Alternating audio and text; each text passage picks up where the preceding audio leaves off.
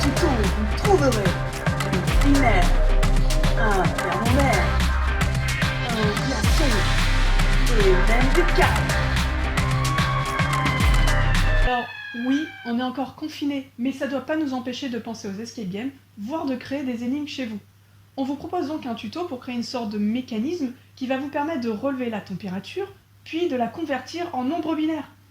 Oui, bon, alors non binaire, ça peut faire peur, mais en fait c'est assez simple à comprendre et surtout vous allez pouvoir faire ce genre de blague en soirée. Le principe de la machine est assez simple. On a un capteur de température qui va envoyer les données à Arduino.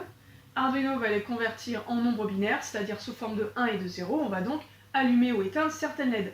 Alors c'est important de préciser que sous chaque LED, il y a un symbole. Ça sera important pour la suite. Donc nous, on veut atteindre une certaine température, plutôt basse.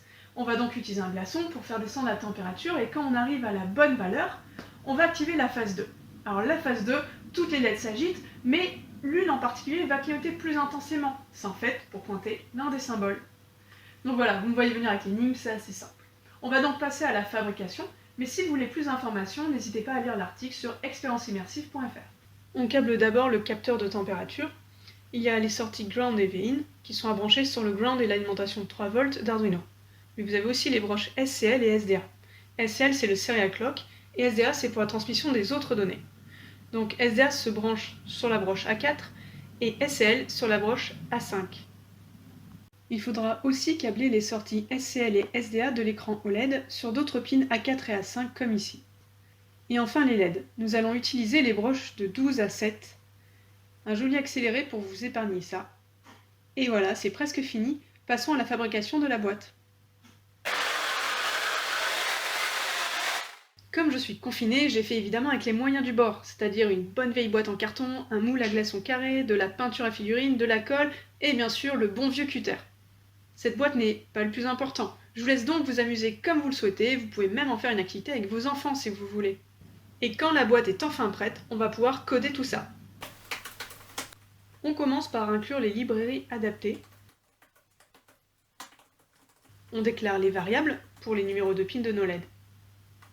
Ce bloc permet de paramétrer le capteur de température et de vérifier son fonctionnement. Puis on initialise l'écran, il faut indiquer sa taille, et on le remplit de noir pour commencer. Cette boucle permet d'initialiser les broches des LED en sortie.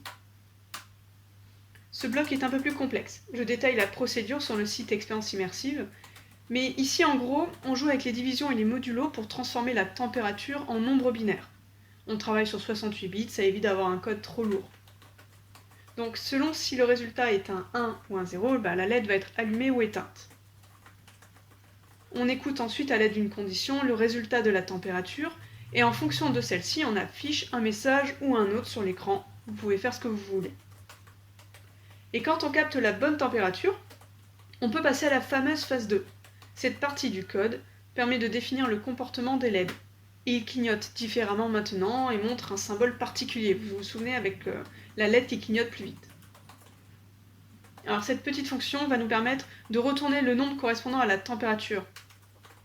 On l'avait déclaré tout en haut de ce code. En fait, c'est juste la fonction qui permet de lire la température durant le fonctionnement du capteur. Et voilà, c'est tout. On peut lancer la bête.